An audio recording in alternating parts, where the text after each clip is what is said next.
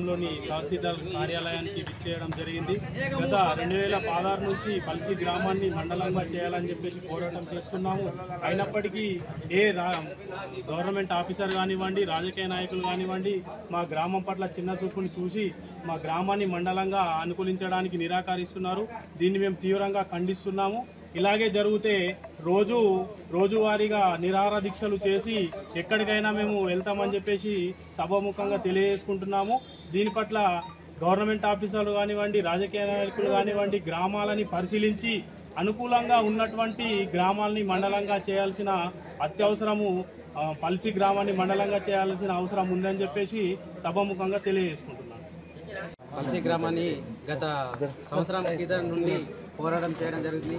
సాధారణ కమిటీ ద్వారా నుండి మండలానికి అర్హులు ఉంది కాబట్టి పక్క గ్రామానికి దాన్ని రాజకీయ నాయకులు ఎత్తివేయడం జరిగింది. దీనికి పల్సి నుండి యువకులము పోరాడి మరియు అదేవిధంగా పల్సిలో ఉన్నటువంటి గవర్నమెంట్ ల్యాండు మరి మార్కెట్ యార్డు మరియు తహసీల్దార్ కార్యాలయానికి భవనము ఇటువంటి సౌకర్యం ఉంది. అన్ని విధాలుగా ఉన్నటువంటి గ్రామాన్ని మండలం చేయకపోవడము ఇది బాధాకరం అనిపిస్తుంది.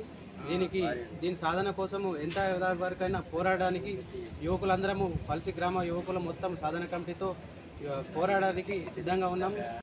గత కొన్ని సంవత్సరాలుగా పల్సిని మండలం చేయాలని తిరగని ఆఫీస్ లేదు, తిరగని రాజకీయ నాయకుల దగ్గరికి తిరగని ప్లేసులు లేవు. ఎందుకంటే మండలం అనేది కుబీర్ మండలం అనేది చాలా పెద్ద మండలం. దాన్ని ఎలాంటి పాక్షికత లేకుండా మండల విభజన జరిగినప్పుడు ఏదైతే అనుకూలంగా ఉన్నదో ఆ విలేజ్ కి మండల్గా ఇవ్వాలని మేము ప్రతి ఆఫీసర్ కి మెమోరాండం ఇవ్వడం జరుగుతుంది. అదేవిధంగా ఈ రోజు కూడా ఎంపీడీఓ సార్ గారిని, ఎంఆర్ఓ సార్ గారిని మేము శాంతియుతంగా మా మెమోరాండం ఇవ్వడానికి వచ్చినాం. పల్సి మండల సాధన సమితి కమిటీ అభ్యర్థులు ప్లస్ యువకులు పెద్దలు ఈరోజు మండలంలోని తహసీల్దార్ కార్యాలయానికి విచ్చేయడం జరిగింది. ఎందుకనగా గత కొన్ని రోజుల నుండి మేము పల్సి గ్రామాన్ని మండలం చేయాలని చెప్పేసి పోరాటం చేయడం జరుగుతున్నది. కావున ఏ ఆఫీసర్ మాకు పట్టించుకోవడం లేడు. కావున మళ్ళీ దీన్ని రిపీట్ చేయడం జరుగుతుంది. ఇదే విధంగా మమ్మల్ని పట్టించుకోవడం పక్కన పెట్టేస్తే మేము ఎంతకైనా తెగించి గవర్నమెంట్ని ఎదిరించే అవకాశం ఉందని చెప్పేసి సభాముఖంగా తెలియజేసుకుంటున్నాము. దీన్ని ప్రభుత్వం పై ఆఫీసర్లకు తీసుకెళ్లి మా పల్సి గ్రామాన్ని మండలంగా చేయాలని చెప్పేసి కోరుకుంటున్నాం. అధికారులు కూడా మమ్మల్ని పట్టించుకోవడం లేదు. గత కొన్ని రోజులుగా ధర్నాలు, నిరాహార దీక్షలు ఎన్ని చేసినా మాకు ప్రభుత్వం స్పందిస్తలేదు. ఎలాంటి సర్వేలు చేయకుండా మండలాలు ప్రకటించడం అనేది చాలా అన్యాయం.